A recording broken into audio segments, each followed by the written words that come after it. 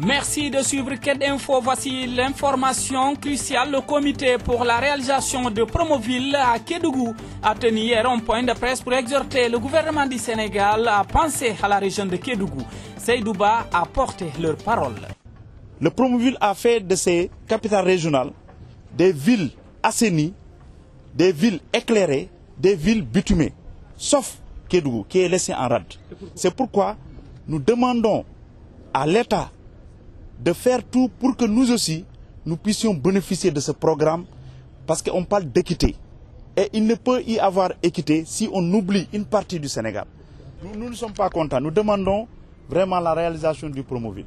Le syndicat d'initiative du tourisme de Kédougou salue à sa juste valeur la subvention de l'État octroyée aux acteurs du tourisme pour le fonds de résilience, mais exhorte le ministère du tourisme à continuer sur cette lancée pour appuyer les acteurs dans ce secteur.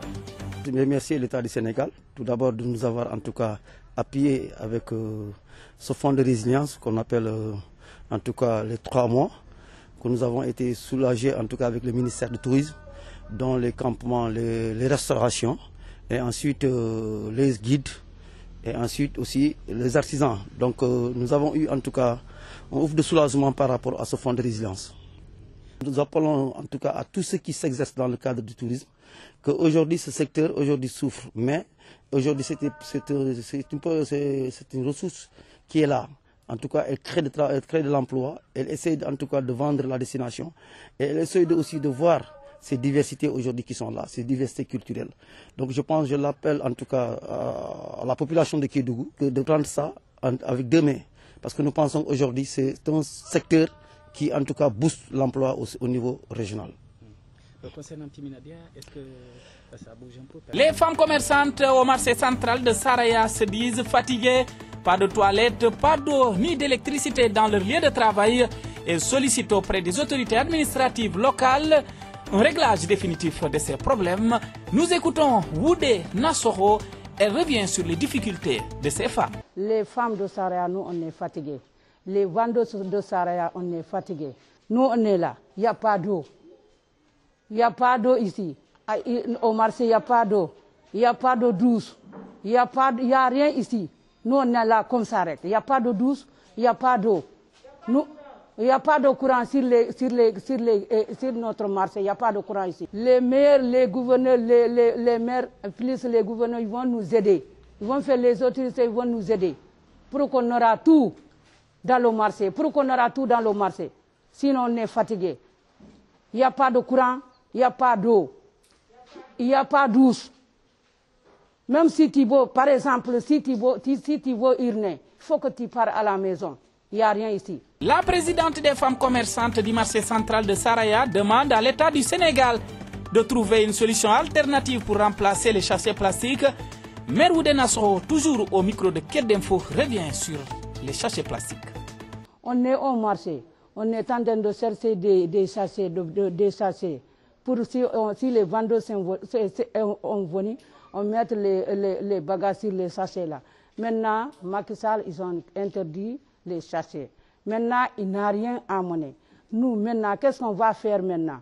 On est obligé, moi-même, je vends du poisson, je vends des légumes. Il n'y a pas d'embouche. Quand même, si tu as interdit, de ne pas voir des bouches, maintenant, il faut faire tous les moyens de chercher là où on va mettre des fruits, là où on va mettre du poisson, là où on va mettre des légumes. Mais nous, on n'a pas de sachet d'abord. On se débrouille comme ça. Parce qu'un jour, il y a les contrôleurs qui sont venus ici de ramasser tous les sachets qui sont là. Ils ont dit que s'ils voient les sachets sur la table, ils vont nous ramasser d'amener ça et on va payer une amende. L'actualité sanitaire dans la région de Kédougou. Voilà le bilan du 22 août 2020 de la région médicale de Kédougou. Le nombre de tests réalisés de 15, nouveaux cas confirmés, un communautaire, commune de Kédougou. Un décès enregistré, un homme de 78 ans habitant Saraya. Un cas grave qui doit être référé à Tambacounda. Voici la situation actuelle du Covid dans la région de Kédougou. 89 cas contacts suivis, 25 cas guéris, 4 cas décédés, 1 cas grave, 64 sous traitement domicile district sanitaire de Kédougou et 5 au district sanitaire de Saraya, selon Ismaël Ndiaye, le chargé de communication de la région médicale. Ce générique annonce le début de l'actualité nationale où nous allons parler de l'examen du certificat de fin d'études élémentaires et de l'entrée en 6e en cette période, dans cette année, à Ziguinchor, qui est marqué par la présence d'un jeune candidat non-voyant issu du centre USC INEFJA de Ziguinchor, de l'école élémentaire lieutenant Alioune Badara Diallo. Dembo Manga, il se nomme un féru des mathématiques qui veut devenir ingénieur. À la fin de ses études, notre reporter Moussa Ndaw est allé à sa rencontre à son centre d'examen. Suivons ce reportage de Moussa Ndaw.